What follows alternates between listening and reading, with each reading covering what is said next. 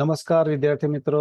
આપણે આગળના વિડીયોની અંદર એક્ટિવિટી 1 નો જે અભ્યાસ કર્યો હતો તેના આધારે જ હવે આપણે એ પોયમના આધારે વીની સ્માઇલની પોયમના આધારે એક્ટિવિટી 2 નો આપણે અભ્યાસ કરીશું.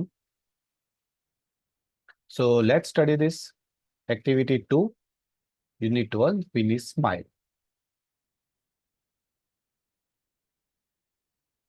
તો અહીંયા તમે સ્ક્રીન ઉપર જેમ જુઓ છો કે અહીંયા એ અને બી બે કોલમો આપેલા છે. કોલમ નંબર એ ની અંદર અહીંયા જે કોલમ એ છે એની અંદર ક્રિયાપદનું મૂળ રૂપ આપેલું છે અને જ્યારે કોલમ 2 ની અંદર બી ની અંદર એનું ભૂતકાળનું રૂપ આપેલું છે. જેમ કે બાય, તો બાયનું ભૂતકાળ થાય છે બોટ. કેચ, તો કેચનું ભૂતકાળ થાય છે કોટ. ફ્લાય, તો ફ્લાયનું ભૂતકાળ થાય છે ફ્લ્યુ.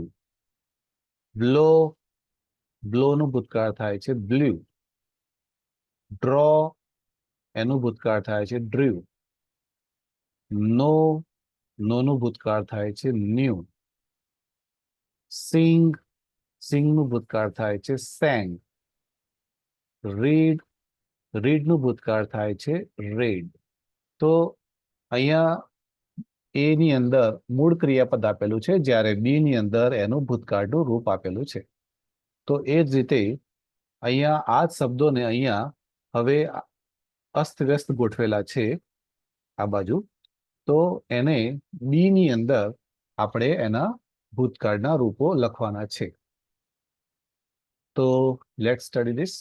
તો પ્રથમ આપણે અહીંયા નો આપેલું છે, તો નોનું ભૂતકાળ આપણે બાજુના લિસ્ટમાંથી જોઈશું. તો એ થશે ન્યુ.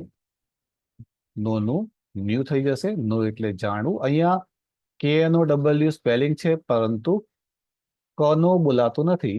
અહીંયા ખાલી નો બોલાય છે. બીજો સ્પેલિંગ છે બાય, તો બાયનું બીજો જે સ્પેલિંગ છે ફ્લાય, તો ફ્લાયનું અહીંયા થશે ફ્લ્યુ. ત્રીજો સ્પેલિંગ છે સિંગ, તો સિંગ એટલે ગાવું થાય, તો એનું ભૂતકાળનું રૂપ થશે સેંગ.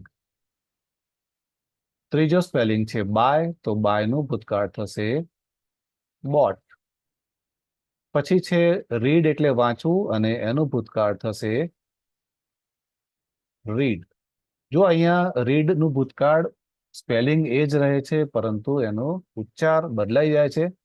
રીડનું ભૂતકાળનો ઉચ્ચાર થશે રેડ. પકડવું, કેચનું થશે કોટ. પછી બ્લો, બ્લો એટલે ફૂંક મારીને વગાડવું, જેનું ભૂતકાળ થશે બ્લ્યુ. અને છેલ્લે ડ્રો, ડ્રો એટલે દોરવું, અને એનું ભૂતકાળનું રૂપ થશે ડ્રીવ. તો here we have solved this activity.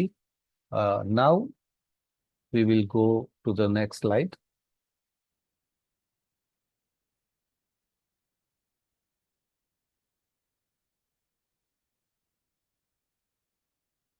Okay, here અહીંયા વિભાગ બી માંથી યોગ્ય શબ્દ પસંદ કરી અને ખાલી જગ્યા પૂરો. હવે આપણે આગળ જે શબ્દો જોયા, આ બધા જે શબ્દો આગળ જોયા છે એના આધારે આ ખાલી જગ્યાઓ પૂરવાની છે. પહેલું છે માય મધર, ખાલી જગ્યા સુગર ફ્રોમ ધ માર્કેટ. તો ખાંડ મારી માતાએ બજારમાંથી ખાંડ ખરીદી હતી. તો ખરીદવું એટલે બાય, બાયનું થઈ જશે બોટ. બીજી ખાલી જગ્યા છે વી ખાલી જગ્યા કાઇટ્સ લાસ્ટ ઉત્તરાયણ. તો પતંગ આપણે ઉડાડીએ છીએ, તો ઉડાડવા માટે ફ્લાય, તો ફ્લાયનું ભૂતકાળ ફ્લ્યુ થઈ જશે.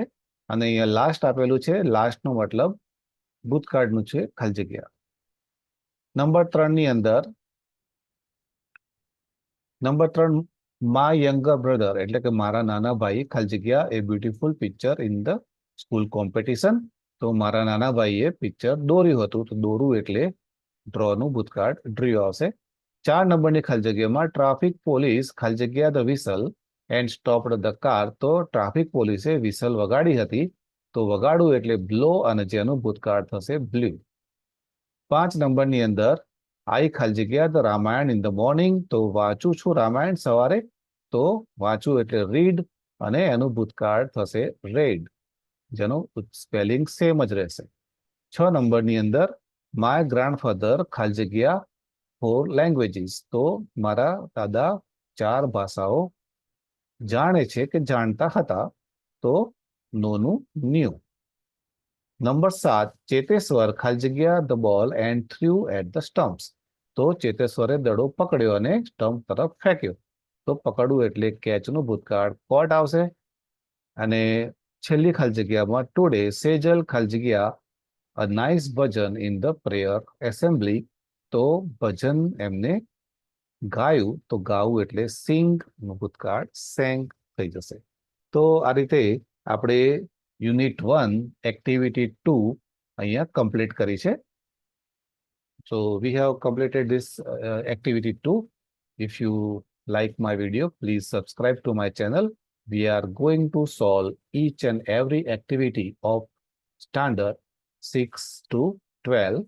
So if you want to study all these lessons, please subscribe to my channel and press the like button. Thank you very much. Once again, bye bye. Take care.